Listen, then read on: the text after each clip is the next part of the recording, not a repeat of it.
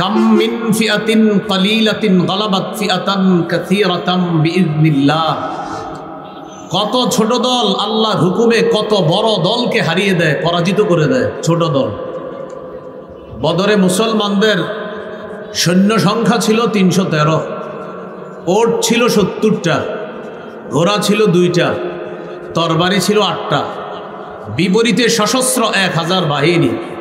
এই ১,০০০ সশস্ত্র বাহিনীর বিরুদ্ধে নিরস্ত্র ৩১৩ জন খাঁটি মুমিনকে ইমানি শক্তির কারণে আল্লাহ বিজয় দান করছে। এখান থেকে আমরা জানলাম উত্তরণের ১ নম্বর উপায় ইমানি শক্তি অর্জন করা। তাহলে পাপ থেকে দূরে থাকতে হবে। পাপ মৌলিকভাবে ২ প্রকার। ১ নম্বর তারকুল মা'মুর, ২ নম্বর ফি'লুল মাহজুর। তারকুল মা'মুরের বাংলা হলো করণীয় বিষয়গুলো ছেড়ে দেওয়া পাপ। ২ নম্বর ফি'লুল মাহজুর, বর্জনীয় বিষয়গুলো করা পাপ। আমি আবার বলছি, আল্লাহ রসুল যা করতে বলেছেন তা না করা পাপ।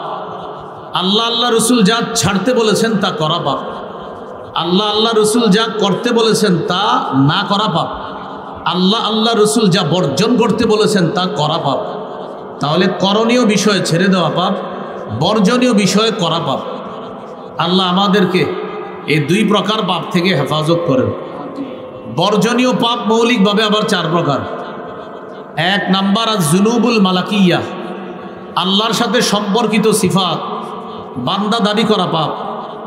যেমন রব হলেন আল্লাহ, লালন পালন করার যোগ্যতা আল্লাহ। ফেরাউন বলেছে আনা রব্বুকুমুল আলা, আমি তোমাদের সবচেয়ে সম্মানিত রব, বলি নাউজুবিল্লাহ। রুবুবিয়ত, মহত্ব, অহংকার, এগুলো আল্লাহর চাদর। হাদিসে কুদসির মধ্যে আল্লাহ বলেন আল কিবরিয়া ও রিদাই, মহত্ব বরত্ব আমার চাদর, আমার চাদর নিয়ে টানাটানি করবা না। মানুষের মধ্যে যারা অহংকার করে এরা আল্লাহর চাদর নিয়ে টানাটানি করে। তাহলে আল্লাহর এই চাদর নিয়ে টানাটানি করা পাপ, এটা নিষিদ্ধ।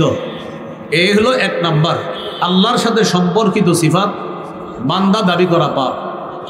২ নম্বর আয-যুনুবুশ শাইতানিয়া, শয়তানের সাথে সম্পর্কিত বৈশিষ্ট্য, এটা মাখলুকের মধ্যে আনা পাপ। যেমন সর্বপ্রথম হিংসা করেছে শয়তান, হিংসা নামক অপরাধ মানুষের মধ্যে আনা পাপ। রাসূলুল্লাহ সাল্লাল্লাহু আলাইহি সাল্লাম বলেন ইয়াকুম আল হাসাদ, তোমরা হিংসা থেকে বাঁচো। ফাইনাল হাসাদা ইয়াকুলুল হাসানাত কামা তাকুলুন নারুল হাতব, যেমনি ভাবে আগুন কাঠকে জ্বালিয়ে পুড়িয়ে শেষ করে দেয়, ভস্ম করে দেয়, তেমনি ভাবে হিংসা মানুষের নেক আমলকে নষ্ট করে দেয়, ভস্ম করে দেয়, শেষ করে দেয়। ১ নাম্বার আল্লাহর সাথে সম্পর্কিত সিফাত বান্দা দাবি করা পাপ, নিষেধ। ইবলিসের বৈশিষ্ট্য বান্দা দাবি করা, এটা পাপ, এটা নিষেধ। ৩ নাম্বার আয-যুনুবুস সাবঈয়া, জুলুম করা, নির্যাতন করা, দুর্বলের উপর আক্রমণ করা পাপ। দখলদারি করা, চাঁদাবাজি করা পাপ, এটা হলো ৩ নাম্বার। আপনি ইচ্ছাকৃতভাবে কাউকে একটা জাল নোট দিয়ে দেওয়া, এটা জুলুম, এটা অন্যায়। বিক্রেতা আপনাকে ১ কেজি আপেলের জায়গায় ধোকা দিয়ে একটা আপেল আপনাকে কম দিয়ে দেওয়া, এটা জুলুম, এটা অন্যায়, এগুলা নিষেধ। এই চাঁদাবাজি, দখলদারি, জুলুম, এগুলা নিষেধ, এটা ৩ নম্বর। ৪ নম্বর আয-যুনুবুল বাহিমিয়া, পশু সুলভ কিছু আচরণ, এগুলা মানুষের মধ্যে আনা পাপ।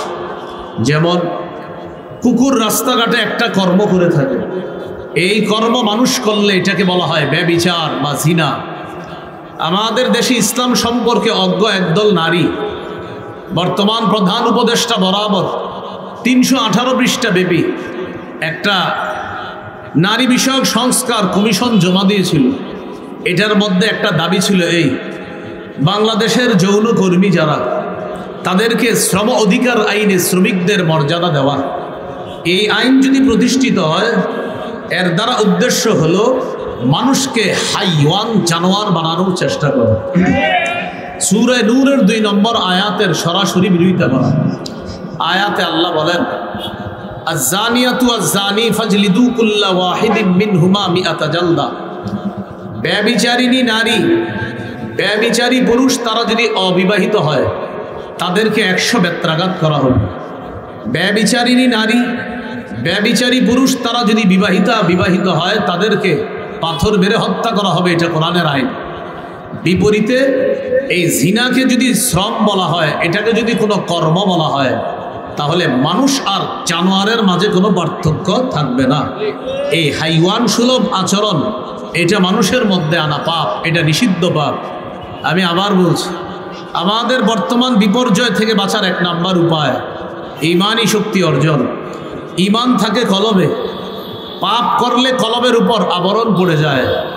আবরণের কারণে ঈমানের আলোর মধ্যে কমতি এসে যায়। ঈমানের আলোতে কমতি আসে কেন? কলব পাপে জর্জরিত হয়ে গেলে। আর কলব পাপ করে কয় ধরনের? মৌলিকভাবে পাপ 2 প্রকার। 1 নাম্বার করণীয় বিষয়গুলা ছেড়ে দেওয়া পাপ। 2 নাম্বার বর্জনীয় বিষয়গুলা এটা করা পাপ। বর্জনীয় পাপ আবার মৌলিকভাবে 4 প্রকার। 1 নাম্বার আল্লাহর সাথে সম্পর্কিত সিফাত বান্দা দাবি করা পাপ। 2 নাম্বার ইবলিসের কোনো বৈশিষ্ট্য মানুষ দাবি করা পাপ। 3 নাম্বার জুলুম নির্যাতন করা, চাঁদাবাজি দখলদারি করা, এটা পাপ। 4 নম্বর পশু সুলভ কোনো আচরণ মানুষের মধ্যে আনা, এটা পাপ। আল্লাহ আমাদেরকে সব পাপ থেকে বেঁচে থেকে আমাদের কলবটা যেন স্বচ্ছ বানিয়ে কলবে সালিম ওয়ালা হতে পারি, আল্লাহ তৌফিক দান করেন। বড় ছোট হিসাবে পাপ 2 প্রকার। একটা হলো কবিরা গুনাহ, আর একটা হলো সগীরা গুনাহ। একটা বড় পাপ আর একটা ছোট পাপ। সূরা নিসা 31 নম্বর আয়াতে আল্লাহ বলেন, ইন তাজতানিবু কাবাইরা মা তুনহাউনা আন নুকাফির আনকুম সাইয়্যাতিকুম ওয়া নুদখিলকুম মুদখালান কারীমা। যদি তোমরা কবিরা গুনাহ থেকে বাঁচো, আমি আল্লাহ খুশি হয়ে তোমাদের সগীরা গুনাহ মাফ করে দেব। তাহলে কবিরা গুনাহ, সগীরা গুনাহ এইগুলা থেকেও বাঁচতে হবে। এই পাপগুলা থেকে আমরা বেঁচে আমরা যেন কলবে সালিম অর্জন করতে পারি, আল্লাহ তৌফিক দান করেন। কলব মৌলিকভাবে 3 প্রকার। 1 নম্বর আল কলবুস সালিম, সুস্থ অন্তর, পিওর হার্ট। 2 নম্বর আল কলবুল মারিদ, অসুস্থ অন্তর, এটাকে ইংরেজিতে বলা হয় ইল হার্ট, অসুস্থ অন্তর। 3 নম্বর আল কলবুল মাইত, মৃত অন্তর, ইংরেজিতে বলা হয় ডেথ হার্ট। একটা হলো সুস্থ অন্তর, আরেকটা অসুস্থ অন্তর, আরেকটা মৃত অন্তর। এর মধ্যে মৃত অন্তর হলো কাফেরের অন্তর, অসুস্থ অন্তর মুনাফিকের অন্তর, সুস্থ অন্তর মুমিনের অন্তর। সুস্থ অন্তরের ব্যাপারে আল্লাহর ওয়াদা, ইয়াউমা লা ইয়ানফাউ মালু ওয়ালা বানুন, সেদিন সম্পদ সন্তান কোনো কাজে আসবে না, ইল্লা মান আতাল্লাহা বিকলবিন সালিম, তবে কেউ যদি সুস্থ কলব নিয়ে আল্লাহর কাছে যেতে পারে, আল্লাহ তাআলা এই সুস্থ কলবওয়ালাকে জান্নাত দান করবেন। মূল আলোচনায় চলে আসে। আপনাদের সামনে মৌলিক 17টা উপায় বলবো বর্তমান পরিস্থিতি থেকে উত্তরণের। 1 নম্বর উপায় বললাম আমরা ঈমানি শক্তি অর্জন করা। এখানে গুরুত্বপূর্ণ কিছু বিষয় জানলাম। ঈমান থাকে কলবে, আর ঈমানের নূর কমে কেন? নাফরমানির কারণে।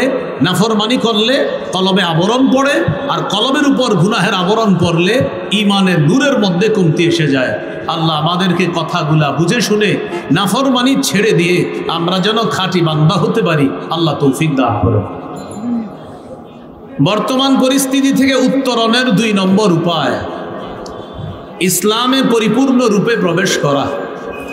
সূরা বাকারার 208 নম্বর আয়াতে আল্লাহ বলেন, ইয়া আইয়ুহাল্লাযীনা আমানু দুখুলু ফিস সিলমি কাফা,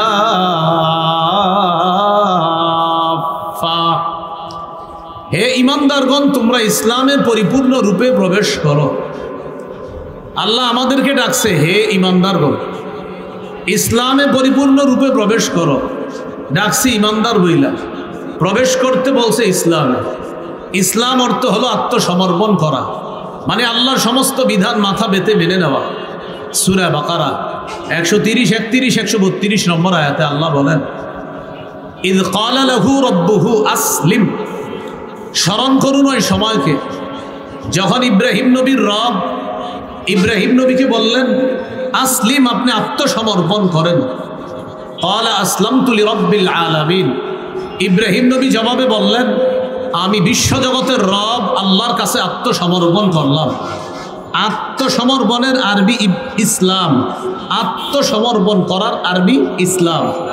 আমি আপনি মুমিন, ইমানদার, আল্লাহকে বিশ্বাস করি, তিনি ছাড়া কোনো ইলাহ নাই, কিন্তু আমি আপনি নামাজ পড়লাম না, রোজা রাখলাম না, হজ করলাম না, যাকাত দিলাম না, আমরা খাঁটি মুসলমান হতে পারি নাই।